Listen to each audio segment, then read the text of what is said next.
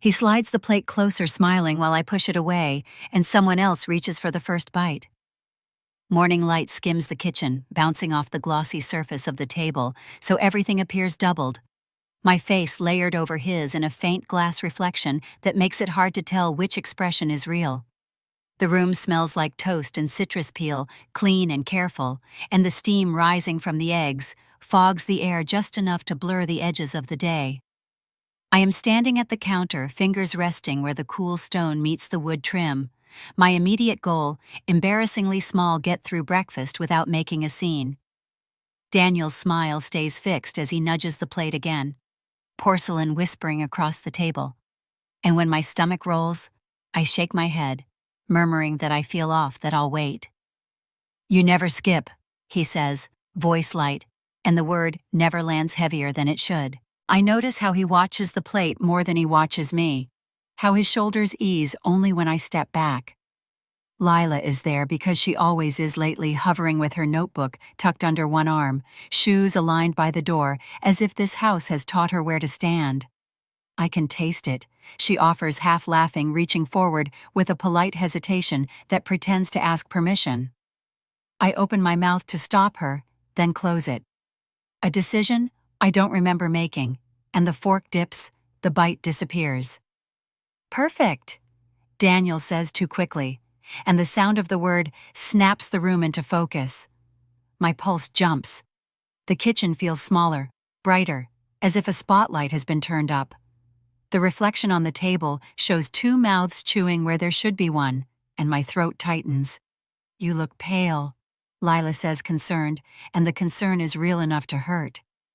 Daniel sets his hand on the back of her chair, a casual claim, and the contact sends a thin, cold line up my spine. I take a step back, and my heel bumps the cabinet, the dull knock louder than it should be. "I'll make tea," I say, moving toward the sink, and the cold faucet kisses my wrist as I turn it on, grounding me.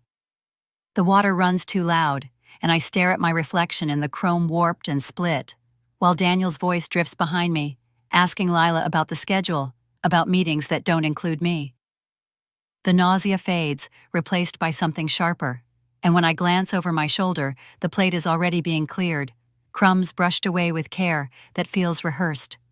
The reflection holds steady while the room rearranges itself around a bite that wasn't mine. I'm Elena Moore, 38, an interior stylist from Seattle, Washington, and mornings used to obey me. Back then, before the plate and the fork and the silence calcified into something else, the house moved according to small rules I set without speaking, blinds lifted halfway to soften the light. Kettle filled before the sun cleared the neighboring roof shoes, aligned by the mat so the day started straight. Daniel liked to say he admired that about me. "You make calm," he once said, and I believed him, because it sounded like a compliment you give someone you plan to keep. The mornings I'm remembering now sit a few weeks before the kitchen froze, when nausea hadn't yet taught me to distrust kindness, and the air still smelled like soap instead of caution. I would wake to the whisper of the shower, and the muted click of his cufflinks, the house already awake and performing competence. The cold doorknob always startled me when I left the bedroom, a jolt of chill that traveled up my wrist. But I liked it. It made the rest of the room feel warmer by comparison. Daniel stood at the counter with his back to me, shoulders squared, humming something tuneless, and when I said his name, he turned too quickly, as if I'd caught him rehearsing. "Morning," he said, then corrected himself. "Good morning," careful even with greetings. Lila started appearing more often around, then not intrusively, just enough to be useful, perched at the island with her notebook closed like a promise. "I'll stay out of your way," she'd say, smiling, and Daniel would answer, "You're never in the way without looking at me." I told myself it was efficiency, that work spilled everywhere these days, that successful men carried their offices home like briefcases they couldn't put down. "Coffee?" I'd ask. "Already made," Daniel would reply. You remembered the filter I always remember. The exchanges stacked neatly polite bricks, forming a wall I leaned against without checking its strength. One morning, as light split on the glass cabinet door, I noticed two plates set instead of one, aligned with a precision that felt ceremonial, and the image lingered, light splitting on glass. I see 2 plates then vanished when I blinked dismissed, as design brain misfiring before caffeine. Daniel watched me notice. Problem, he asked. No, I said. Just admiring the symmetry. You taught me that, he said, smiling, and the smile landed where a confession might have, if I'd known to listen. Lila laughed softly. It's like a magazine spread, she said. Careful, Daniel replied. She'll charge us. I should, I said, and the joke tasted normal. Yet there were other small things how Daniel insisted on plating instead of letting me finish, how he stood between me and the stove when I reached for salt. I've got it, he'd say. Sit. I'm not an invalid, I said once light, and he answered. Humor me, which sounded affectionate, until it didn't. You don't need to fuss, I told him. I want to, he said. Let me. The wanting felt clean then. The house kept its rhythms, but the beat shifted a fraction off like a song played at the wrong speed. Lila's presence blurred into routine. Schedule's tight, she'd murmur. We'll make it work, Daniel replied. We always do. You always do? She corrected gently, and he laughed a short sound as if she'd made a clever point. I started noticing how he guided conversations away from me with a hand on the counter, how his fingers tapped twice when he wanted to end something. You okay? He'd ask when I went quiet. Fine, I'd say. You sure? Yes. Eat something. Later. You never skip. The word never again. A small bell rung too often. One morning I reached for the fridge and he stepped in front of me without thinking a reflex, then stepped aside too quickly. Sorry, he said. I didn't see you. You're standing in my kitchen, I said, smiling to keep it light. It's our kitchen, he corrected. Right, I said, and the correction lodged like a pebble. Lila watched us with polite interest. I'll take notes in the living room, she said. Stay, Daniel said. It's fine. I don't want to intrude. You're not. I rinsed a mug and the water splashed my sleeve. Tea, I asked. You don't need caffeine, Daniel said too fast. Who said anything about caffeine, I asked. Herbal Lila offered helpfully. Peppermint, Daniel said. Good for stomachs. My stomach's fine, I said, and he smiled like I'd passed a test. I worry, he said. It's what husbands do. Not all of them, Lila said, and the room stilled just long enough to notice. Daniel cleared his throat. We should head out, he said. You'll be late, I said. I'll text, he promised. You always do, I said, and he kissed my cheek with a precision that avoided smudging anything. After they left, the house echoed with absence, a lingering scent where Lila had sat perfume too clean for a kitchen. I touched the cold doorknob again, grounding myself, telling my reflection that care can look like control. If you stare at it too hard, that love sometimes borrows the language of management without meaning harm. Still, the image of 2 plates returned. When the light hit just right, a doubled scene that refused to merge. When the light split across the cabinet, 2 settings appeared, and neither felt accidental. I folded napkins, aligned shoes, corrected the world into place, and told myself routine is a form of trust, even as the house learned new rules I hadn't written. Care tightened into choreography, and I stepped into it without knowing who led. By the time I reached the cafe later that afternoon, the morning had settled into me like a stone, heavy but manageable if I didn't move too fast. The place was a narrow corner spot near the office blocks, all glass and stainless steel reflections, multiplying faces until everyone looked doubled and unsure. I told myself I was there for a sandwich I wouldn't finish for the comfort of sitting somewhere neutral, and that anything else I noticed would be accidental. The counter gleamed under fluorescent light, and as I leaned in to order, the edge of a stiff paper sleeve caught my finger, a sharp sting that surprised a small sound out of me. Blood welled quickly bright against the beige napkin, and the cafe manager looked up with concern. You okay? He asked. Paper cut, I said, embarrassed by how much it hurt. Those get you, he said, sliding a stack of napkins over. Happens all the time. I'm fine, I insisted, pressing the napkin tight, watching the red bloom and fade. The object did its work. The pain anchored me to the moment, kept my eyes level with the counter instead of drifting. "Turkey?" the barista asked. "Avocado?"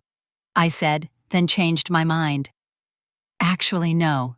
Just tea." "Peppermint?" she asked. "Sure," I said, surprised by the echo. The manager leaned down to adjust something under the register, and when he straightened the screen, angled just enough for me to see a list of transactions scrolling past each line, crisp with numbers and a small reference code at the end. I didn't mean to stare, but my gaze snagged on a familiar pattern, a time window that shouldn't have matched my memory of Daniel's schedule. "Everything okay?" the manager asked again, noticing my pause. "Sorry," I said. "I thought I saw, never mind." "If something's off, tell me," he said, pride edging his voice. "We keep clean books." "I'm sure you do," I said, and he nodded, mollified. The barista slid the cup toward me. "Careful, it's hot."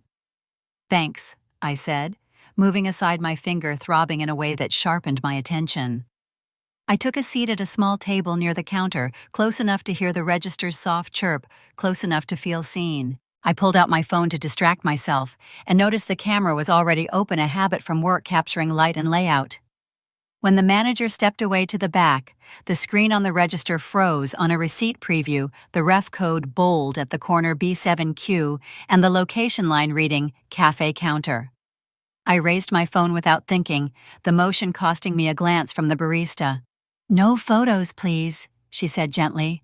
"Oh, sorry," I said, lowering it halfway, then angling it again, as if to check a message, the screen catching the reflection just enough to capture the receipt's corner.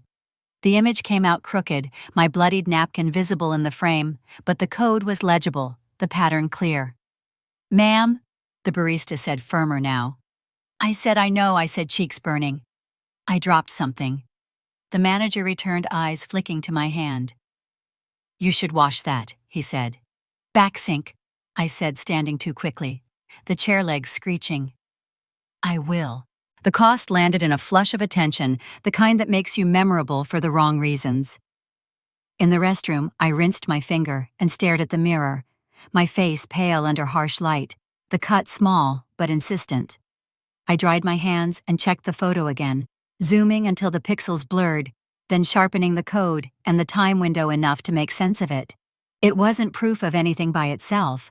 It was a fracture, a hairline crack that suggested weight applied where it shouldn't have been. Back at my table, the barista set down the tea with a careful smile. "On the house," she said. "For the trouble." "Thank you," I said. "We're strict about photos," she added, apologetic.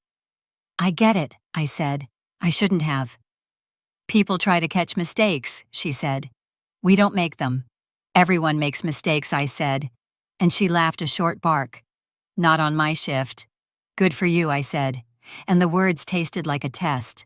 My phone buzzed, then Daniel's name lighting the screen. "Everything okay?" his text read. "Just grabbing tea," I typed back, then deleted it and wrote paper cut. "I'm fine," he replied immediately. "You should be home," he wrote. "Let me handle dinner." "I can handle a sandwich," I wrote. "Humor me," he replied, the phrase tightening around my ribs. The manager passed my table and nodded. "Receipt okay?" he asked, trying for casual. "Looks fine," I said, and the lie slid out easily. "Good," he said. "We had a glitch earlier, but it resolved." "Glitches happen," I said. Usually, he agreed.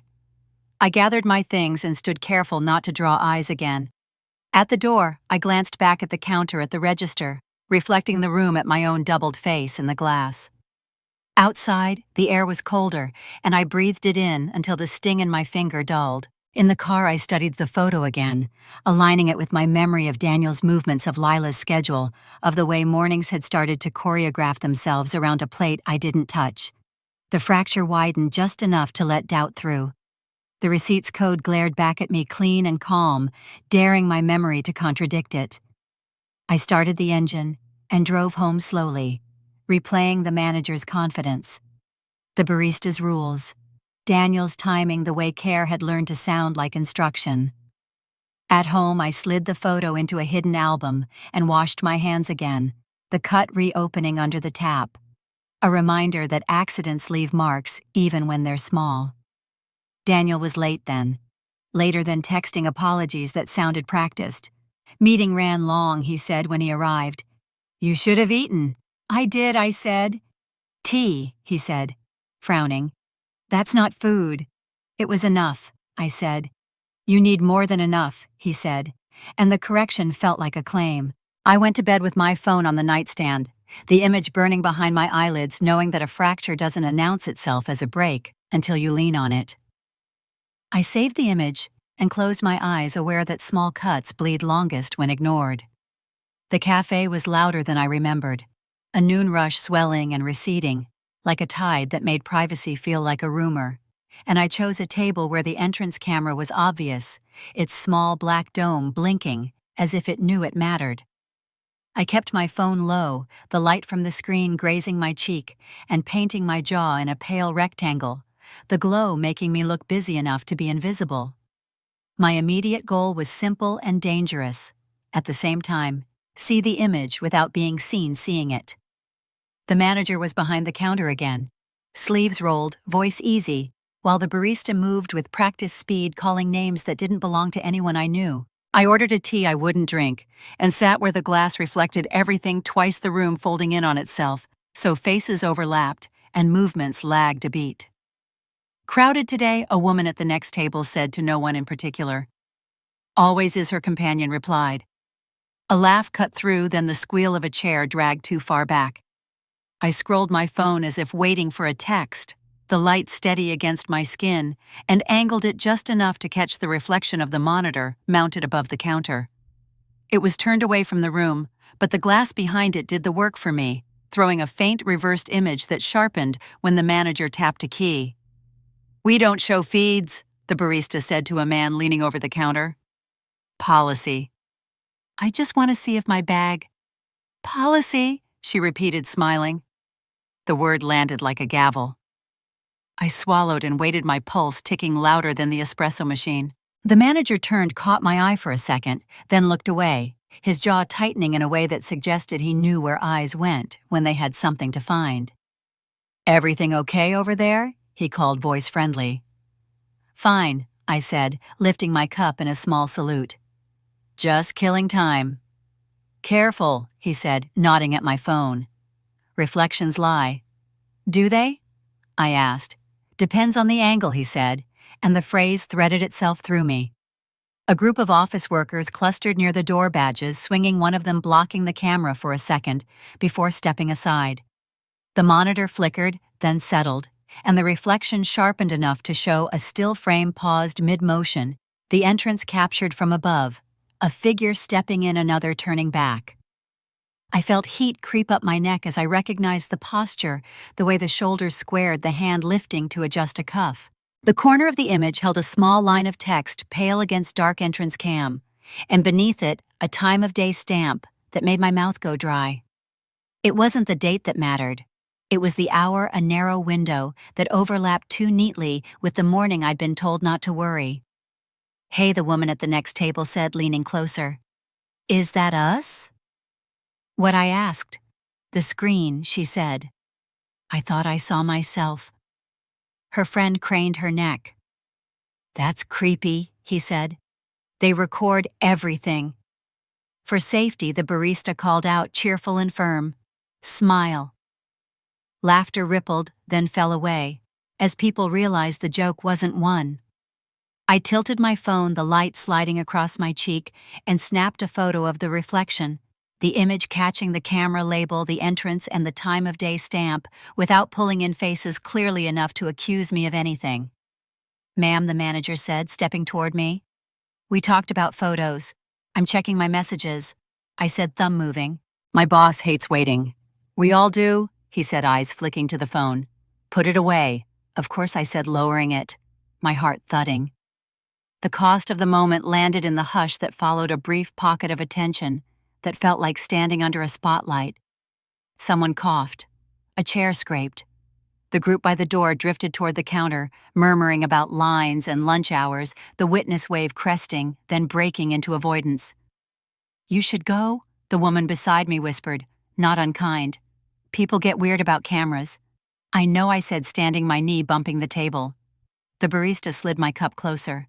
On the house, she said again, softer. For the trouble. Thank you, I said, and meant it. The manager exhaled, shoulders dropping a fraction. We protect our people, he said, as if offering an explanation that doubled as a warning. I get that, I said. So do I. He looked at me, then really looked, and nodded once, a small acknowledgement that told me he'd seen the same thing I had and chosen his side.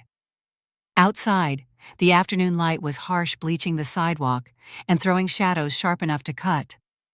I walked a block before stopping, my phone still warm in my hand, and checked the photo again, zooming until the pixels softened and the details that mattered stayed clear, the camera label, the entrance, the hour.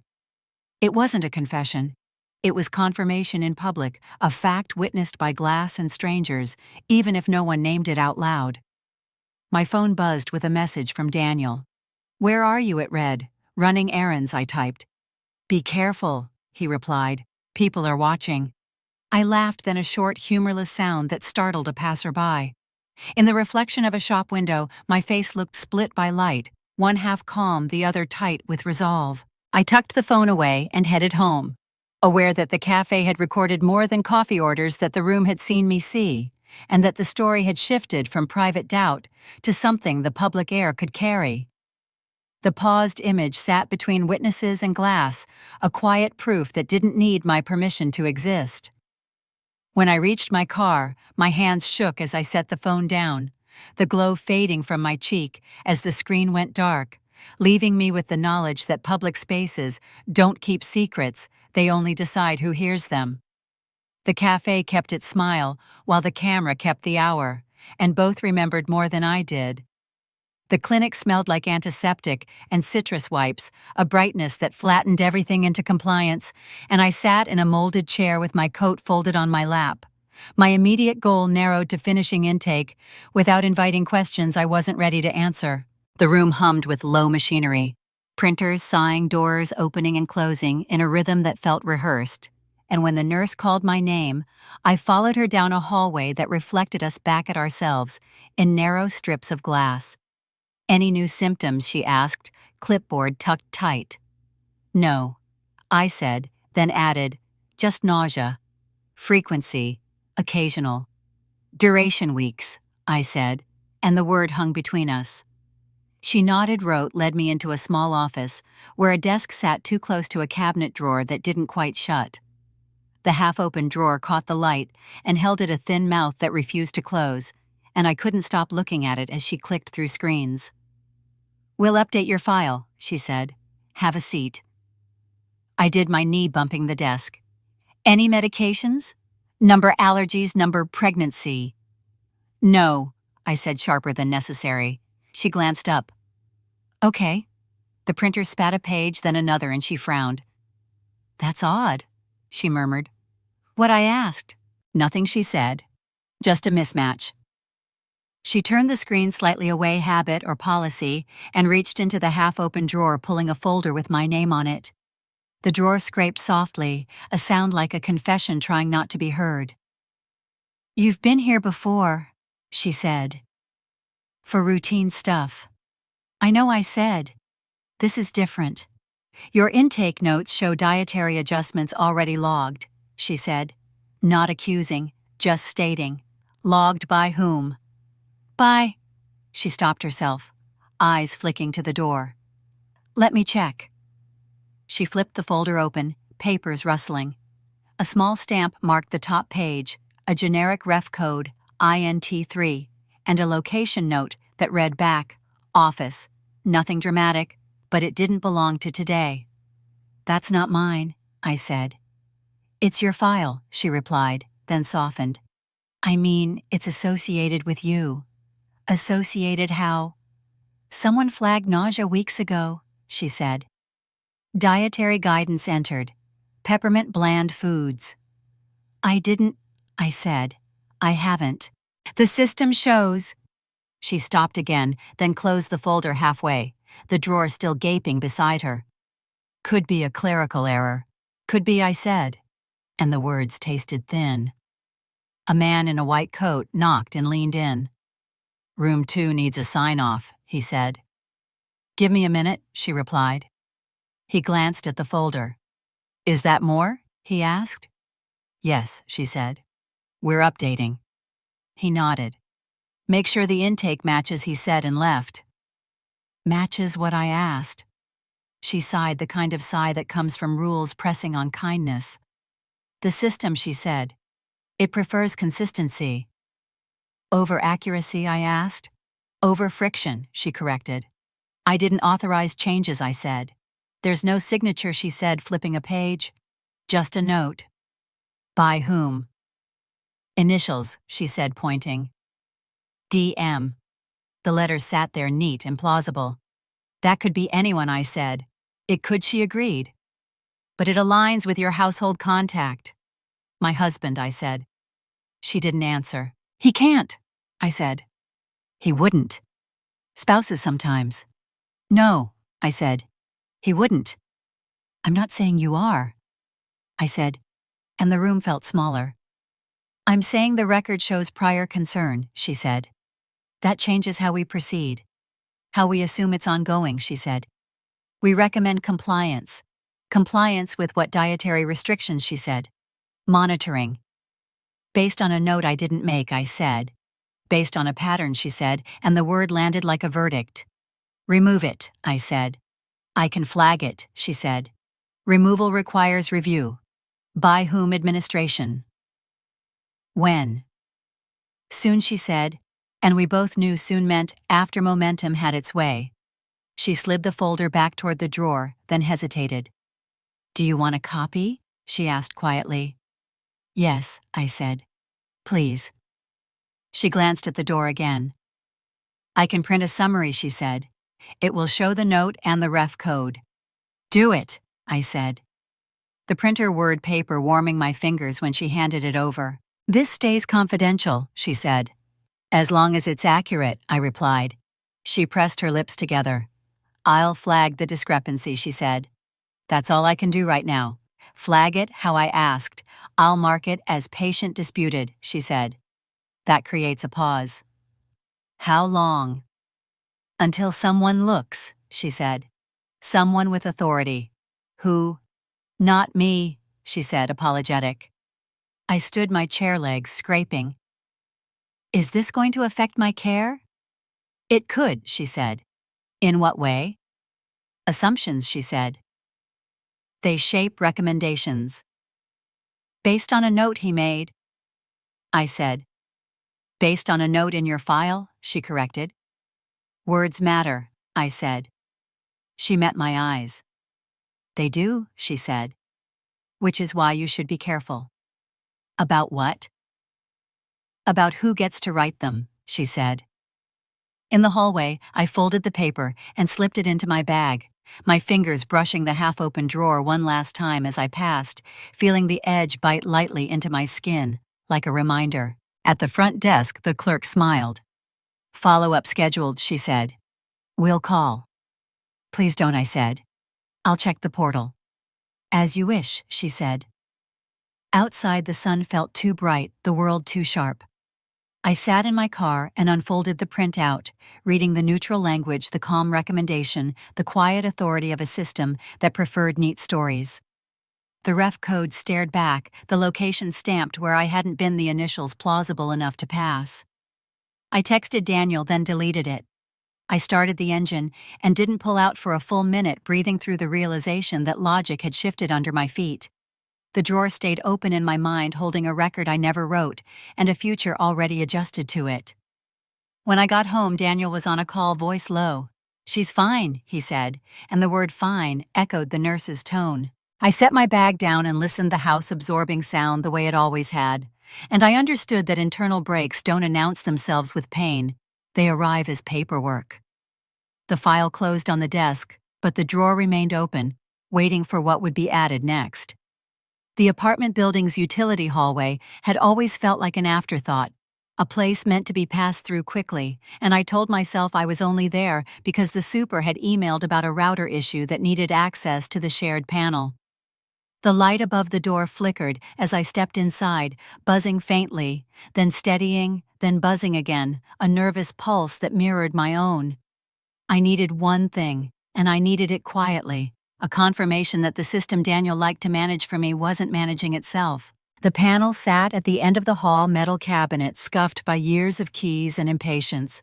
And when I opened it, the smell of dust and warm plastic rushed out the air, humming with restrained power. "You can't linger," the super had said on the phone. "It resets fast." I nodded to no one and crouched phone in hand. The screen dimmed to keep the glow from traveling. The flickering bulb overhead made shadows jump my reflection, stuttering across the cabinet's surface, so I looked like two people trying to occupy the same space. I scrolled through the device log, the way Daniel had taught me, fingers remembering patterns my mind resisted, and there it was, a small mismatch that shouldn't exist, a line that slid out of sequence and refused to settle. The log listed a system access tied to my account, a short ref T09, and a device note that didn't belong to me tagged to the building's network hub. The time of day stamp sat there in plain sight, a quiet betrayal in numbers 9:14 a.m. I hadn't been home then. I knew because I'd been standing in the kitchen watching a plate move away from me. The cost of seeing it arrived immediately. The hallway door opened, and the super's footsteps echoed closer. "You got it," he called. "Almost." I said, my voice steady enough to pass. I angled the phone and captured the line, the timestamp, the location note utility hallway, before the bulb flickered hard and went dim. "Hey," he said, stopping short. "Careful. That light's been acting up." "I can tell," I said, straightening. "Everything's fine," he said, peering into the cabinet. "Just a glitch." "Glitches happen," I said, and the phrase felt rehearsed now, a chorus everyone sang when systems misbehaved. He shrugged. "We reset at noon," he said. "Clears the junk." "Good," I said, knowing junk was another word for evidence you didn't want lingering. Back in the elevator, the mirrored walls multiplied me again, my phone warm in my palm, as I reviewed the capture, aligning the timestamp with my memory, with the clinic note, with the cafe hour. The pattern tightened not into certainty, but into a corridor with fewer exits. At home, the flicker followed me in the form of Daniel's eyes, darting once to the lamp before settling on my face. "Power's been weird," he said. I told the building. I said. "Did you?" he asked, and the question held more weight than curiosity. "The light flickers," I said. "It does that," he said. "You should rest." "I'm not tired," I said. "You've been pushing," he replied. "Let me handle things." "Which things?" I asked. He smiled, the practiced version that smoothed edges. "The technical stuff," he said. "It's easy to make mistakes. It's easy to make changes," I said, and the air thickened. "What's that supposed to mean?" he asked. "Nothing," I said. "Just an observation." He moved past me to the kitchen, flipping the switch, the bulb steady now, as if to mock the hallway's nervousness. "Dinner?" he asked. "I'll eat later," I said. "You always say that," he said. "You never do." "I do," I said. "When I want." "We agreed," he said, and the word landed sharp. "We?" I asked. "About routine," he said. "Consistency helps." "Who?" I asked. "Helps whom?" He exhaled. "You're reading into things," he said. "That's what you do." "I notice patterns," I said. "That's what I do." Lila's name hovered unspoken between us, the way the flickering bulb hovered between on and off. My phone buzzed, then a message from the building network, confirming a reset scheduled for noon, the generic language soothing and final. I pictured the line disappearing, the timestamp smoothed into alignment, the corridor collapsing back into a room with no windows. The reflection flickers. The time doesn't match. I sat at the table and placed my phone face down, feeling the urge to confront battle with the need to wait. "You should trust me," Daniel said softly, pulling out a chair. "I do," I said, and felt the lie pass like a current. He reached for my hand, then paused as if remembering a rule. "I worry," he said. "I know," I replied. The bulb hummed overhead, steady now, its earlier flicker dismissed as imagination, and I understood that contradictions don't announce themselves as alarms. They whisper through logs and lights until you learn their language.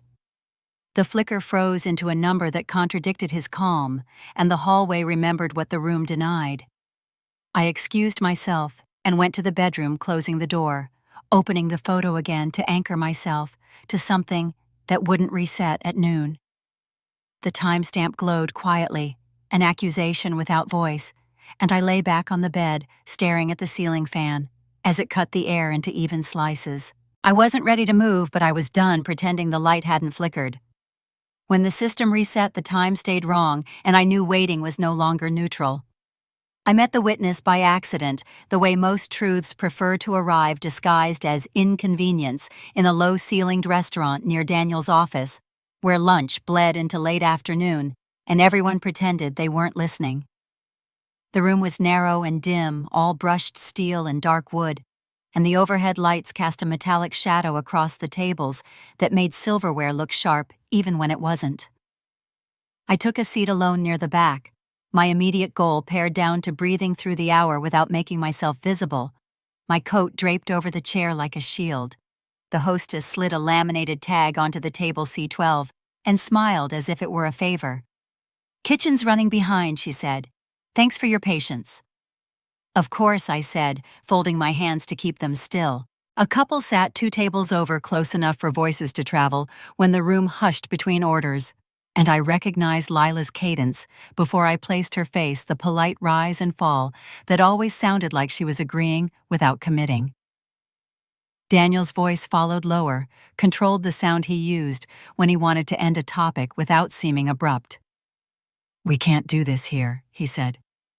"It's fine," she replied. "No one knows us." "They don't have to," he said. "Read the room." A server passed, the clink of plates punctuating the exchange, and the metallic shadow shifted as someone leaned back, the room breathing with them. I pretended to read the menu while my ears did the work my eyes couldn't. "The file's already aligned," Lila said. "You said consistency mattered." "It does," Daniel replied. "Which is why we keep it clean." "She asked questions," Lila said. "She always does," he said. "That's manageable." "For how long?" she asked. "Until it isn't," he said, and the certainty in his tone made my throat tighten. I pressed my thumb into the edge of the table, grounding myself against the cool laminate, reminding my body to stay put. The server returned with water, setting it down hard enough to ripple the surface. "Everything okay here?" she asked, scanning faces. "Great," Daniel said, smiling at the wrong table. The server glanced between them, then at me, then back again, a small triangulation that made my skin prickle. "Kitchen's backed up," she said. "We'll be a bit." "No rush," Daniel said. "We're done." Lila hesitated. "Already?" she asked. "You have what you need," he said. "Don't complicate it." "I'm not," she said, and then softer. "I just don't like being the one." "You aren't," he said. "You're the buffer." The word hit like a dropped utensil, loud in its quiet. Lila laughed once, a sound that didn't belong to humor. "That's a role," she said. "Everyone has one," he replied. The server lingered, pretending to wipe a nearby table. The witness wave forming without ceremony. A glance held too long a pause in chewing an ear, angled just enough. "You promised?" Lila said. "I promised outcomes," Daniel said. "Not feelings." "She trusts you," Lila said. "She trusts routine," he corrected. "And routine is easy to steer." The metallic shadow crept across C12 as his certainty settled, turning a table number into a boundary. My pulse pounded in my ears, but my face stayed neutral, a skill honed by years of arranging rooms to hide seams. I stood to leave, timing it with the server's return, so my movement blended into traffic. "Excuse me," I said, and the server stepped aside, her eyes flicking to the laminated tag on my table, then to theirs, as if connecting dots she wouldn't voice. Outside, the air felt heavy with rain, the sky threatening without committing. I walked a block before stopping, my hands shaking enough that I tucked them into my coat pockets. the memory replaying in fragments, buffer routine manageable. I didn't have a recording. I had something more fragile and more dangerous, a witness who hadn't meant to be one. The cost arrived in the form of fear, a recognition that proximity had put me within reach of their choreography. My phone buzzed with a message from Daniel. Running late, it read. Don't wait dinner. I typed, deleted, typed again. I ate, I sent, and the truth bent without breaking. At home, the metallic shadow followed me in the slant of evening light across the hallway, turning door frames into blades. I sat on the edge of the bed and replayed the overheard lines, anchoring them to the table tag C12 so they wouldn't drift into doubt. The phrase buffer echoed, reframing the secretary not as a rival, but as a mechanism, a piece designed to absorb impact, so the structure stayed intact. When Daniel came home, he moved lightly, careful not to startle me.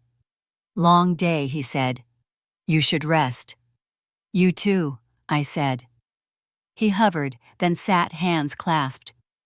You've been distant, he said. Have I?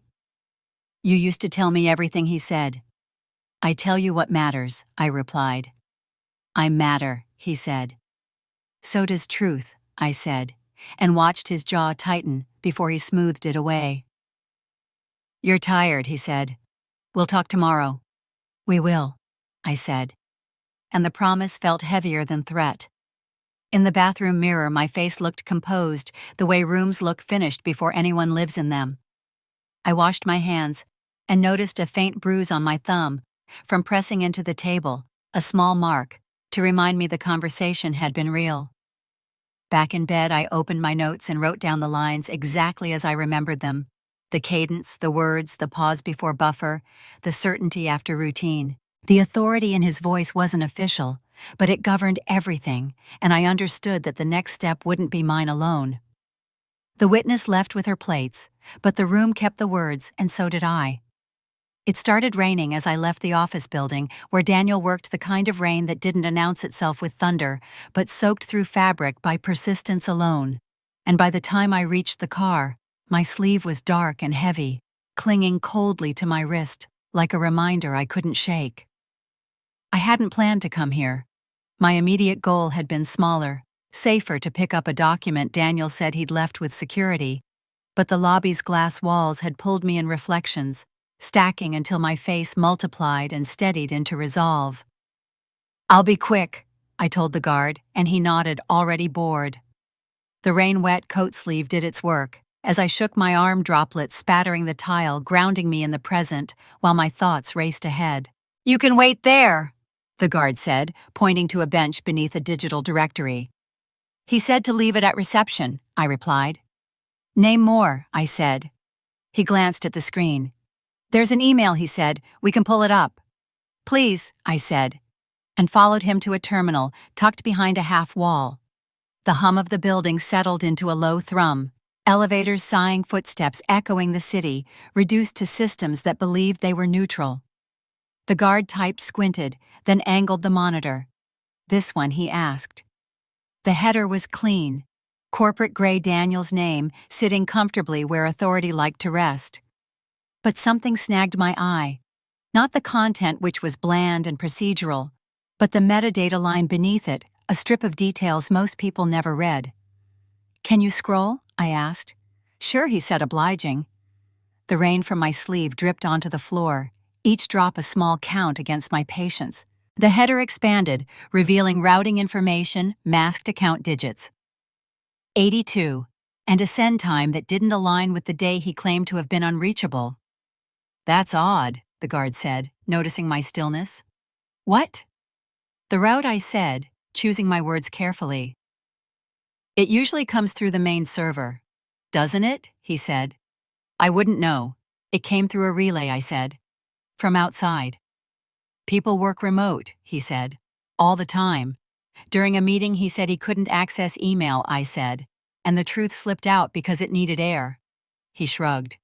Maybe he lied, he said, casual, unburdened by consequence. Could you forward me the header, I asked. Policy, he said. I can print the email.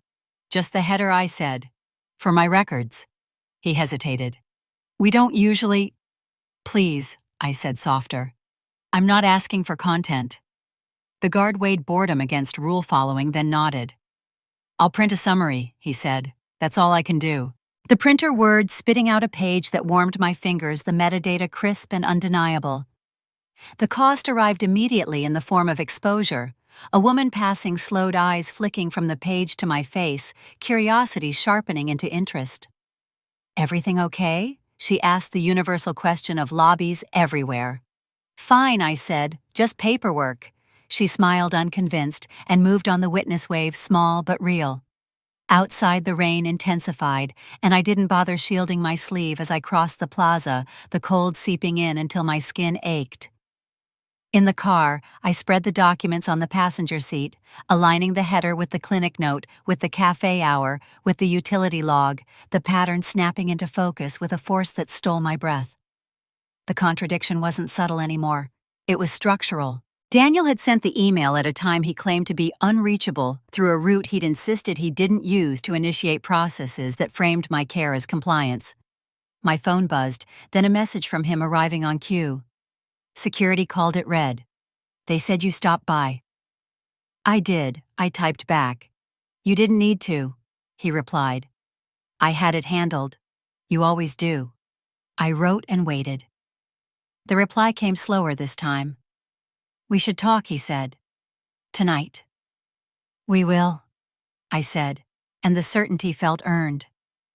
At home, I hung my coat, the sleeve dripping onto the mat, a dark line spreading like ink.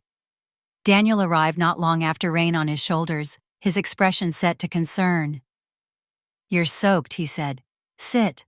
I'll get towels. I'm fine, I said. You're shaking, he said, hands hovering. From the cold, I said. Or the lobby, he asked too carefully. From the rain, I said, and laid the papers on the table between us. He glanced down, then up, then back again, his face shifting through practiced expressions before settling into calm. What is this, he asked. An email header, I said. Yours. So, he said. So the road is wrong, I said. The time is wrong. Email's route, he said. Time's lag. Not like this, I said. Not through that relay. You don't know that, he said. I do, I said. Because I asked. Asked whom, he said. Security, I said. He smiled tightly. You went to my office, he said. You involved people. People were already involved, I said. You involved them. I protect us, he said. By lying, I asked. By managing, he said. By anticipating problems. By writing my care into systems I didn't consent to, I asked. He leaned back, exhaled. You're spiraling, he said. This is what anxiety looks like. Read the header out loud, I said. No, he said. Read it, I said, my voice steady. The room should hear it. He stood pacing, rainwater dripping onto the floor, mirroring my sleeve stain. You're making this public, he said. You did, I said. The header locked into place like a blade, turning his explanations into evidence he couldn't soften. Silence filled the space, thick and heavy, the house listening the way lobbies do. We can fix this, he said finally. We always fix things. You fix outcomes, I said, not truths. He opened his mouth, then closed it, the pause telling. I gathered the papers and went to the bedroom, laying them out on the bed, the rain smell following me like a witness. I wrote down the sequence, the routes, the times, the way each contradiction tightened the net. The second reversal landed not as shock, but as clarity. This wasn't about food or nausea or care. It was about control built quietly through systems that trusted his voice more than mine. When I turned off the light, the house went still, and I knew the next move would not be private. The rain kept falling, and the header kept its time, daring the truth to stay hidden. I didn't plan the confrontation so much as I accepted it, the way you accept a narrowing hallway, once you've walked far enough to see there's no other door. The evening settled heavy and quiet. The house dimmed to a polite glow, and I stood by the entry table, turning a trembling key between my fingers, the metal cool and insistent, my immediate goal, clear and unforgiving. Stop pretending there was room to maneuver. Daniel was in the study, voice low on a call, the door ajar, just enough to remind me that transparency had always been selective here. "I'll take care of it," he said into the phone. "Send me the invoice." I waited, counting breaths, the key's teeth biting my skin lightly as if to keep me present. When he ended the call and looked up, his expression shifted into concern on cue. "You should be resting," he said. "It's late. We need to talk," I said. "We've been talking," he replied. "You've been explaining," I said. "That's different." He glanced at the key. "What's that access?" I said. "To your car." "Why do you need—" "Because it's easier," I said, and stepped past him into the study. The desk lamp threw a clean circle of light over papers stacked with precision, a life arranged to look inevitable. "Don't," he said, and the word carried weight. "Read this," I said, sliding a folder onto the desk, the sound loud in the quiet room. He frowned. "What is it now?" "An invoice," I said. "Reimbursed." "So," he said. "Companies reimburse," I said. "Spouses don't." He leaned back, folding his arms. "You went through my files," he said. "You went through mine," I replied. "That's different," he said. "You don't work there." "Neither do you," I said. "Not at my body." He laughed once, a defensive sound. "You're being dramatic. Read the line," I said. Out loud. He hesitated. "We're not doing this." "We are," I said. "That seat number isn't yours. It never was." He stiffened. "What, the ledger?" I said. "The copy you approved." I opened the folder and pointed to the line item, the ref code of 46 printed neat beside a location note that tied it to a private service he'd insisted was routine. "Reimbursed to whom?" I asked. "For what?" "You don't understand accounting," he said. "I understand patterns," I said. "This invoice shows payment routed through your discretionary account, not corporate." "That doesn't mean it means you paid to shape outcomes," I said, and hid it as work. He stood pacing, hands cutting the air. "I was trying to help," he said. "You were spiraling." "You decided that," I said. "You wrote it into systems." "I had to," he said. "You wouldn't listen." "I was listening," I said. "I just wasn't agreeing." He stopped, stared at the invoice, then at me. "You think this proves something?" he asked.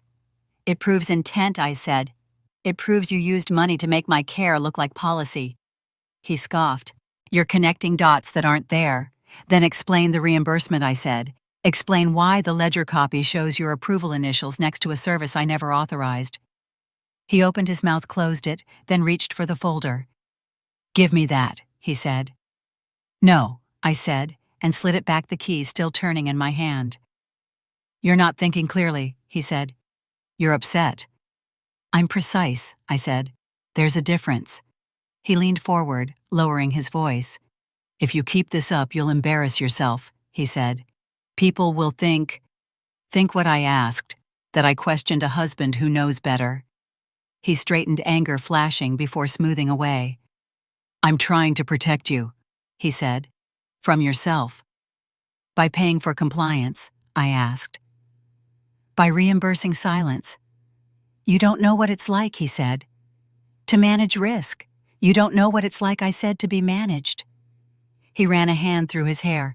"What do you want?" he asked, exasperation edging his calm. "I want the truth," I said, "and I want it acknowledged." "Acknowledged how?" he asked. Privately, he added quickly.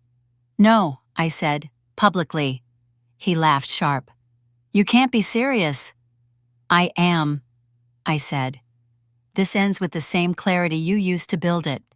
He shook his head. "You'd burn everything," he said. "Your reputation. Mine." "You burned trust," I said. "This is cleanup." He took a step toward me, stopping when the key chimed softly against the desk. "You think that little thing scares me?" he asked. "It reminds me," I said, "that access cuts both ways." He stared at the invoice again, the line item stubborn and plain, and for the first time his certainty wavered. "We can settle this," he said. "I'll reverse it." "You can't reverse witnesses," I said, "or records." "I can make them disappear," he said. "You already tried," I said. The invoice sat between us like a receipt for control, each line item closing another escape. Silence stretched thick enough to press on my ears. "You're making a mistake," he said finally. "I'm making a decision." I said, "There's a difference." He sank into the chair, shoulders sagging, the confident architect reduced to a man counting costs. "If you do this," he said, "there's no going back. There never was," I said. I gathered the folder and tucked it into my bag, the key finally still in my hand. As I turned to leave the study, he called after me, softer now. "You don't know what you're starting." "I know exactly," I said. The key stopped trembling as the invoice closed the door on every story he'd rehearsed. The venue was all glass and clean lines, a charity reception Daniel had insisted on keeping, despite everything, and the bright lights made faces readable, in a way darkness never does.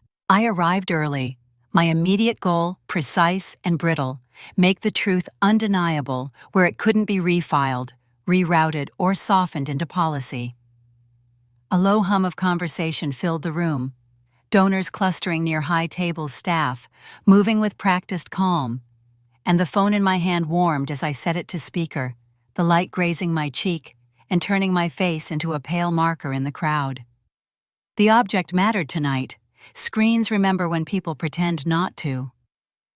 "We'll start in a few minutes," the host said into the mic, feedback kissing the ceiling before settling. I took a position near the aisle where sightlines converged close enough to the podium to be seen far enough to avoid confrontation until it was time. Daniel entered with Lila at his side, both of them composed, his smile calibrated to the room, hers, careful and small. He spotted me and paused the tiniest hitch, then recovered. "You came," he said low.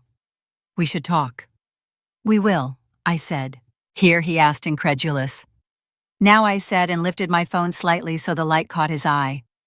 "Please," he said, leaning in. "Not like this. Like what I asked. With witnesses." He swallowed. "You're upset," he said. "Let's step outside." "No," I said. "This stays in the room you used." The host cleared his throat. "Thank you all for being here." He began the mic, amplifying calm. "Before we begin, a brief announcement." Daniel's hand brushed my elbow, a warning disguised as guidance. "Stop," he whispered. "You don't want this. Read the clause out loud," I said quietly, leaning close enough for only him to hear. The room should hear it. His eyes flashed. "You're not serious," he said. "I am," I replied, and tapped the screen. The phone light brightened my cheek as I set it on the podium ledge, angled so the mic would catch what mattered. "Excuse me," I said louder now, my voice steady. Heads turned. The witness wave began as curiosity slid into silence.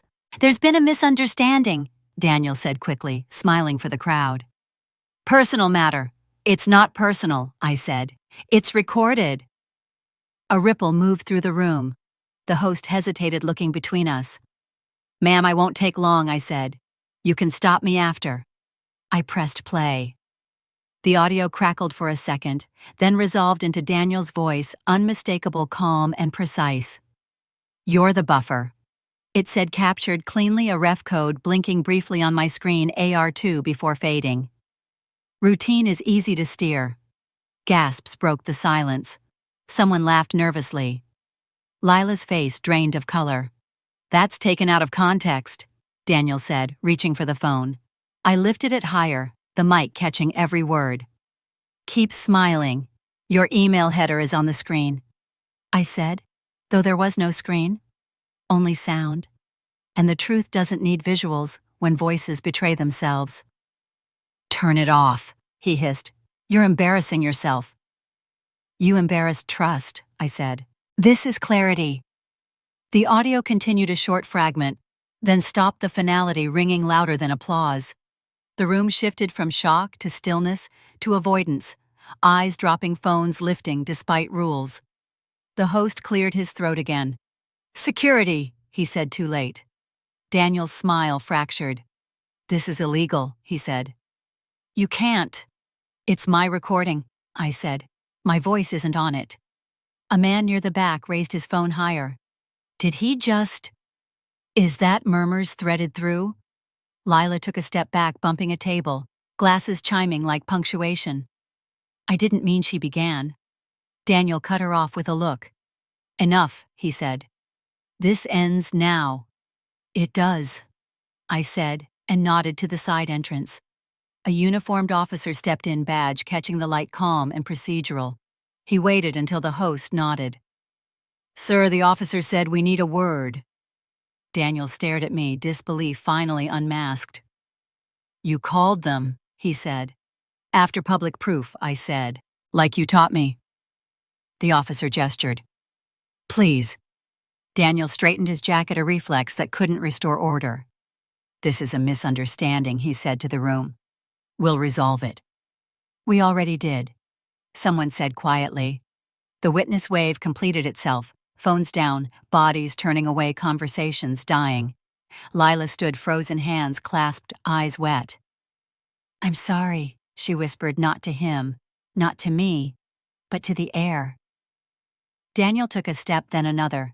Following the officer, the authority entry clean and unhurried, the door latch clicking behind them with a sound that felt ceremonial. I picked up my phone, the light dimming against my cheek as the room exhaled. The host approached, voice gentle. Are you okay? I am, I said. I will be. Outside, sirens stayed distant. This wasn't spectacle, it was record. Inside, the event resumed in a quieter register, people avoiding my eyes with the politeness reserved for aftermath. I stood alone for a moment, breathing the sound of the latch echoing in my chest. The room fell silent, as his own voice sealed the truth. No policy could soften. I turned to leave, the phone warm in my hand, knowing the hardest part of exposure isn't noise. It's the clean quiet that follows when lies have nowhere left to stand. The mic went dead. The badge glinted once, and the truth stayed standing.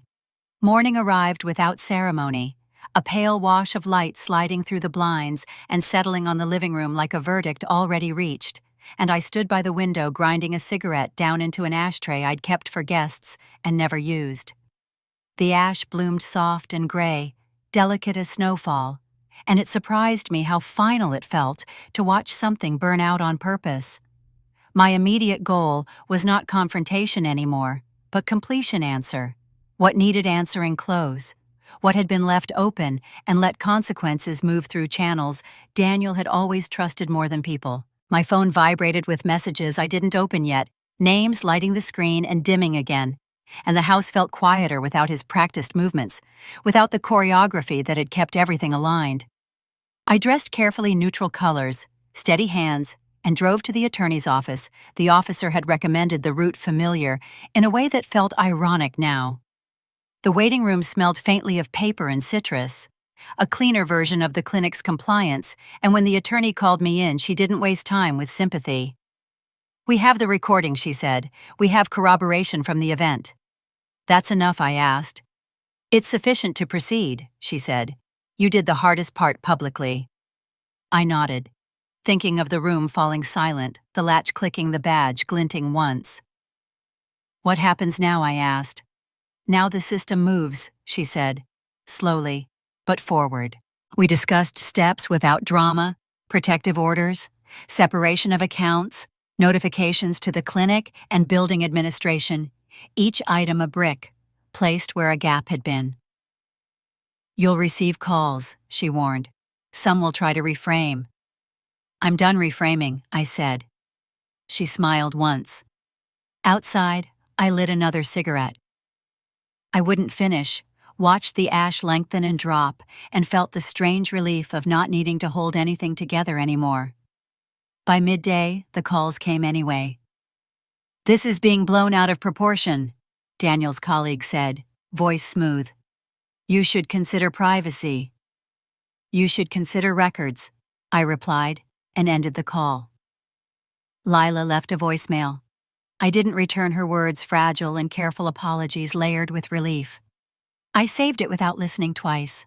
The clinic emailed an acknowledgement, formal and cool, confirming the disputed note had been removed, pending review, language shifting subtly from assumption to correction. The building manager sent a notice about access audits phrased as maintenance, and I recognized the way institutions apologize without naming harm. I went home and opened windows, letting the air move through rooms that had learned to hold their breath. The ashtray sat on the counter, a small monument to choice, and I cleaned it out, washing the gray residue down the sink until only clean porcelain remained. In the afternoon, the officer called to update me, his tone unchanged. "He's been advised," he said. "No contact for now." "Thank you," I said, and meant it. The quiet stretched not empty, but earned. I sorted through the study Daniel had treated like a cockpit, filing cabinets, now just cabinets, papers, losing their authority when read without fear. I boxed what was mine, left what wasn't, and labeled nothing with anger. Friends texted in bursts, support, curiosity, caution, and I answered when it felt right, choosing clarity over narrative. "I'm okay." I wrote more than once. "I will be." At dusk, I sat on the floor with my back against the couch, watching light fade across the room, and realized the house had a different sound when no one was managing it, a softer hum that didn't demand attention. The cigarette ash returned to my thoughts, how it marked an ending without noise, how something could be finished without spectacle. Justice didn't arrive with applause. It arrived as permissions revoked, records corrected, and doors that stayed closed. I slept that night without dreams, a deep, unbroken rest that felt like trust returning to my body. In the morning, I woke early and made breakfast for myself, simple and unremarkable, ate it without watching anyone else, and noticed how my stomach settled when care belonged to me again. Emails continued, procedural updates, confirmations, and each one closed a loop. The attorney forwarded a notice acknowledging receipt of materials. The clinic confirmed revised guidance. The building scheduled changes. None of it felt triumphant, but all of it felt right. I walked the neighborhood, greeted familiar faces, accepted nods without explanation, and understood that exposure's real payoff isn't humiliation, it's relief. At home, I opened a window and let smoke-free air replace the last trace of ash, the room brightening, as if it had been waiting. I set the ashtray back in the cabinet, empty and clean, and closed the door. The ash cooled, the systems adjusted, and what burned out did not return. I am back in the kitchen now, present tense, returning the way breath does after a long hold, and the morning light lands where it always did, skimming the table until the surface turns into a clean glass reflection that shows only one face this time. The room is quiet without feeling emptied, and my immediate goal is simple. In a way it hasn't been for months, make breakfast and eat it without watching for choreography. I set out a plate, just one, and notice how the absence of alignment work frees my hands. The kettle warms, the toast pops, and the ordinary sounds feel newly audible, as if the house has learned to speak at a human volume. When I move, the reflection moves with me. No lag, no doubling, no angle to negotiate. I breathe and feel my shoulders drop. The week after the event unfolded with a procedural calm that surprised me, not because it was gentle, but because it was predictable. And predictability had been weaponized for so long, I'd forgotten it could be neutral. Letters arrived, emails followed, and each carried a tone that had shifted subtly from instruction to acknowledgement. I answered what required answering and let the rest sit. Friends asked how I was, meaning how damaged, and I learned to say, "I'm steady," without apology. The clinic corrected its records and sent an update that read like a reset rather than an admission, but the practical effect mattered more than the language. The building confirmed access changes with the kind of cheer reserved for maintenance notices, and the hallway light stopped flickering. Or maybe I stopped flinching when it did. I walk through rooms now without anticipating interruption, and the habit of scanning reflections fades, replaced by a softer attention that notices light for its own sake. When I catch my face in the table's sheen, it feels like a greeting rather than a test. I keep busy in small ways, sorting drawers, returning books, changing sheets, and the tasks feel restorative because they answer only to me. There are moments when memory tries to reassert itself, when the old cadence threatens to re-enter, but it has no anchor anymore. Systems that once closed ranks around his voice have learned to listen to mine, not because I am louder, but because the record insists. The attorney checks in efficient and unceremonious, and I appreciate the absence of drama. Separation paperwork advances account boundaries hold, and silence does what it should. I do not hear from him, and that absence feels like air. Lila sends a final message, a careful goodbye that carries relief and regret in equal measure, and I accept it without response, understanding that everyone exits a structure differently when it collapses. I walk the neighborhood at dusk and notice how shop windows reflect me back whole, no slicing lines, no competing images. Children ride past on bikes, laughter breaking and reforming, and the world resumes its ordinary business without needing my consent. At home, I wipe the table and pause when the glass catches the light, watching my hands move in one continuous arc. The reflection is honest now, not because it tells the truth, but because it doesn't ask me to negotiate it. I think about the early mornings when care tightened into control and recognize the pattern as something learned, not inherent. Unlearning it takes patience, but patience returns dividends quickly when it isn't punished. I cook again with pleasure, experiment without watching reactions, and notice how my appetite responds to autonomy. There is a relief in not being managed that feels physical, a settling that reaches places anxiety used to occupy. When paperwork arrives, I file it and move on. When questions come, I answer plainly. When quiet stretches, I let it. The house rearranges itself around my habits, not because I command it, but because it is allowed. I clean the glass, and the reflection settles singular and unafraid of its own angle. At night, I sit at the table with a book, the page reflected faintly beneath my hands, and feel the day close without rehearsal. I no longer need to document myself to be believed. The proof has done its work and stepped aside. The morning will arrive again, and I will meet it without choreography, without buffers, without systems speaking over me. The reflection holds one face, and it finally belongs to me.